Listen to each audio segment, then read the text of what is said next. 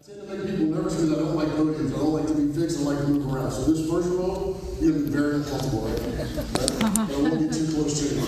But good afternoon, everybody. Okay, I grew up in a small town called Henry. Most of you know where it is. And one thing about growing up in the South is when you greet somebody, you always greet them with the greeting of the day, and you get a nice response. Good morning, good afternoon, good evening. And you know how someone feels. So it sounds like about 10 people are in this gym right now, and there's a whole lot more than I'm looking at. So I'll try it again. Good afternoon. Good afternoon. Much better. And oh, by the way, I will charge you nothing for getting you out of class today. I know there's a football game tonight, and I got you out of class. Right? I know I always love having assemblies because they got us out of class just for a little bit. And as I was coming here, one thing I was thinking about is most of you will have a thought about what this is about. And I know what you're thinking, and I have answers. And I'll give you 3 quick answers. I am not here to talk at you, I'm here to talk to you. I am not here to bore you, but you'll be the judge of that by the time I'm done. And I'm not here to recruit you. For those of us that wear the cloth of our nation, just like you saw in the Marines, that's what we call our uniforms, they're the cloth of our nation. Because we serve this great republic of the United States. It's the cloth of our nation. And although we have an obligation to recruit anywhere that we go, today is not that day. I'm not here to recruit you, so you can release and exhale because I'm not here to recruit you today. That is not the point. Where are the teachers at in this room? Could you raise your hand? So teachers in general have a lot in common. I was thinking about that too. We communicate every day with a body of people trying to convince them of different things, trying to connect audiences, trying to get ideas shared across a wide group. Generals and teachers have that in common. We also have another thing in common, which is teachers can give orders. If I give an order to a soldier, it sounds like this. If I were to say, drop and give me 10, that means that soldier would drop and give me 10 push-ups for 20 to 30. As a good leader, you drop and you do those push-ups with them. Very rare that I've had to do that. Teachers also give that same order.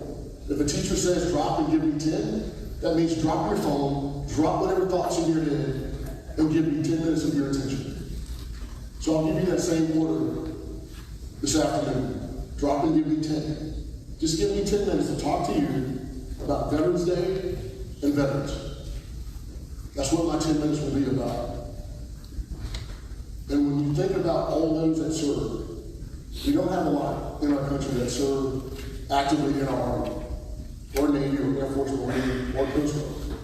There are 300 million people in our country, and you think about those that serve, those that wear the cloth of our nation, like me, my team, the Marines you see sitting over here, we represent 0.01% of our society.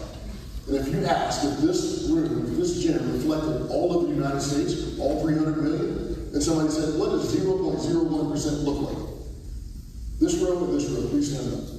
The first 2 rows. That is what 0.01% of the society looks like. There's not a whole lot of us that serve. Please be seated. So in your mind, if I ask you a question, what does a veteran look like? You don't have to answer, but think in your head what image comes to your mind. Is it what you see on Call of Duty? Is it what you see in the movies? Is it the old person in a wheelchair or with a walking stick?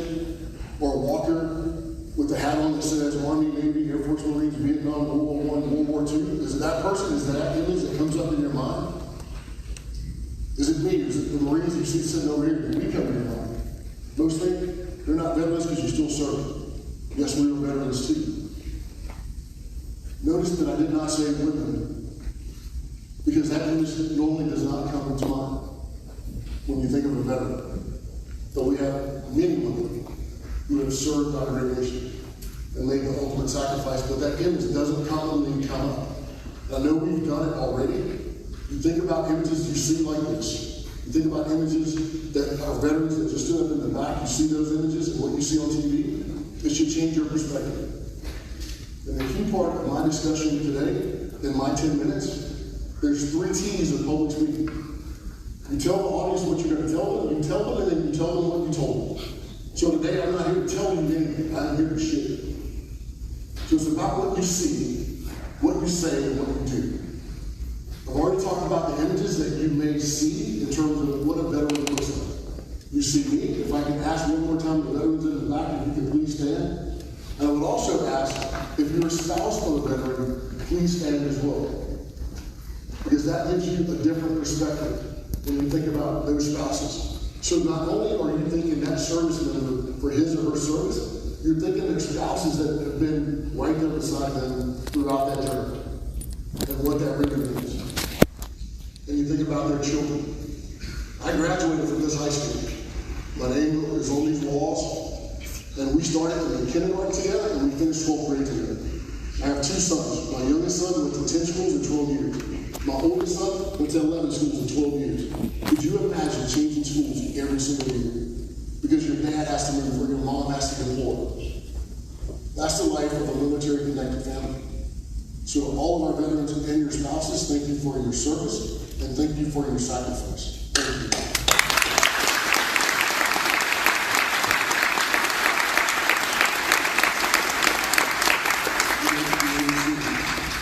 So you heard my Army bio, and my Army bio means absolutely nothing to you. Nothing. So I'll give you my student bio. And my student bio goes like this. I played 3 sports here, football, basketball, and track.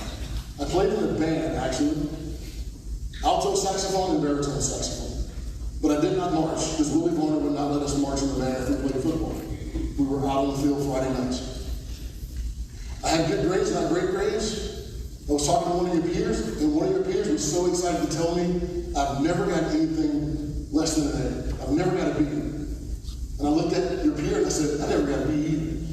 That was like aspirational to get to a B. But my grades were okay. And when I came to school every day, it was with 43 of my closest friends, from 1st grade to 12th grade. And this big yellow bus that we drove as students. So when we came to Woodruff, all the bus drivers were students. We'd park our nice yellow bus outside and come into class, go to class all day, raise our hand at the end of the day and say, we gotta leave, we got a bus driver. Could you imagine that? Could you imagine driving the school bus to school? Anybody? You can't even imagine, right?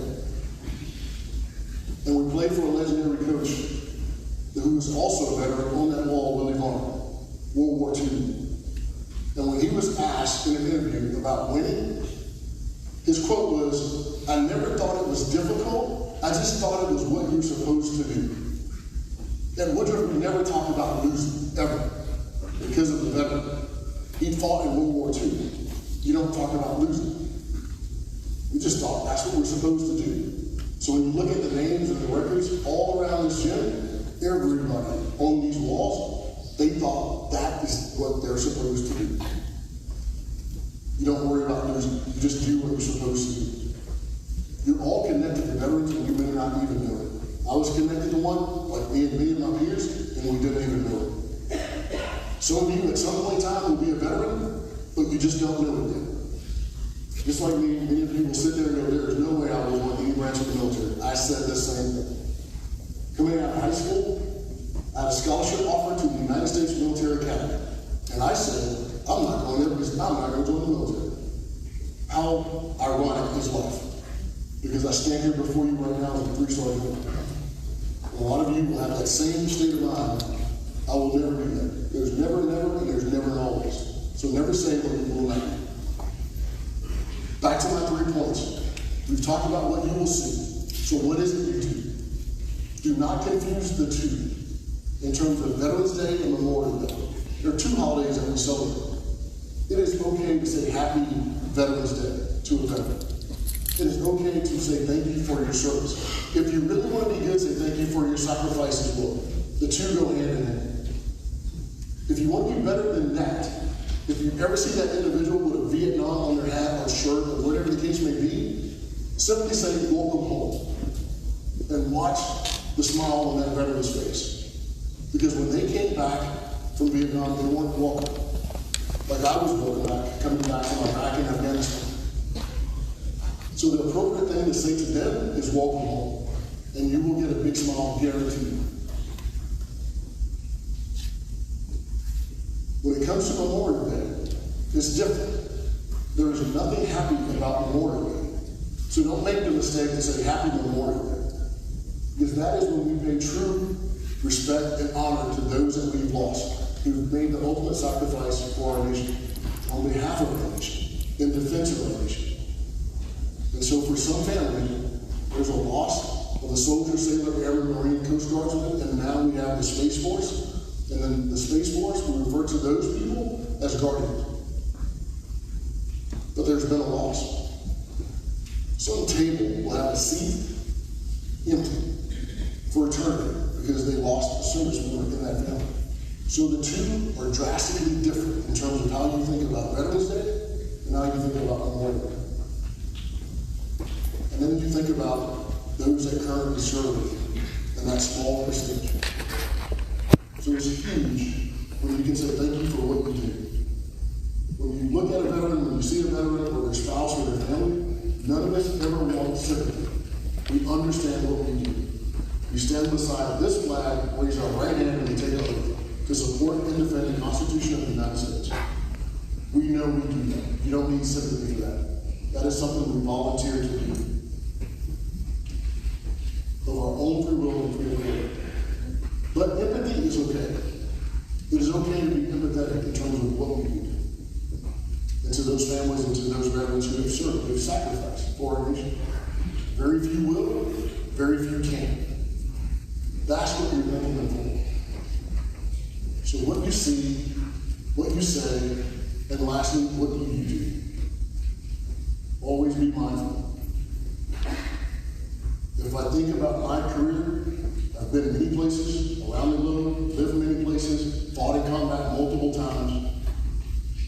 But there's nothing harder and nothing more difficult than going out into this vast world and not being ready. When I left Woodruff High School, I was ready for multiple reasons. It was because of sports. It was because of teaching. It was because of the band. It was because of driving the bus. And you're like, how does that all add up to preparing you for anything? Discipline, commitment, understanding, and simply being ready by doing those things. So you're already being prepared and you don't even know it. You will be ready for whatever comes your way. And you have to keep those things in mind. Many of you will be told what you can't do, what you won't do, what you shouldn't do, and what you're not capable of. And you can let that be a limit, or you can break that ceiling. That's what you're charged to do, whatever it may be.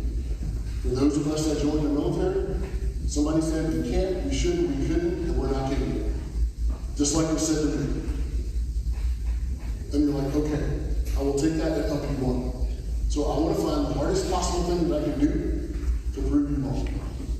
So when somebody tells you what you can't do, what you shouldn't do, what you're not capable of, then you find the hardest thing that you do. And I'm not saying in all cases it will be the military, it may be something else. It may be pursuit of a PhD. It may be pursuit of a certain degree, whatever the case may be. It may be pursuit of the NFL. But you have to pursue it with all the passion that you have. And you're prepared to do that from this whole school in our state of South Carolina. You all have that ability. So tell the audience what you're going to tell them. Tell them and tell them what you told them. What you see may not always be what you think. What you say, very hard to get it wrong in terms of our veterans, but to get it right is very simple. 2 words in our English language that we don't use enough. Please and thank you. Pick one of those 2. The easy one is thank you. The last thing, what do? Always be mindful. There are those that allow you to sleep easy at night because we don't want the horrors of what you see played in the news in Israel, Gaza, Russia, and Ukraine on your front door. I have seen those things up close and personal. That's why we do what we do. Because you would not want to see that in our great United States. That is why we serve. You cannot imagine that if you've not seen it. I walked in the tunnels in Gaza. It is unfathomable to get your mind around. If North Carolina was trying to invade South Carolina, then you have to protect yourself every single day. We don't have to think about those things. Because we have the Army, we have the Navy, we have the Air Force, the Marines, the Coast Guard, and our Guardians. You're even threatened from space. So every time you pick up your phone, and you swipe left and up and down and left and right, and you out a satellite. China would love nothing more than taking out a satellite. But your phone means nothing at that point. Your car would mean nothing at that point. Now, it all depends on what kind of car you drive. But things wouldn't work. That's what we try to protect. Things that you can't even see nor do you need to worry about. So Veterans Day is a good day.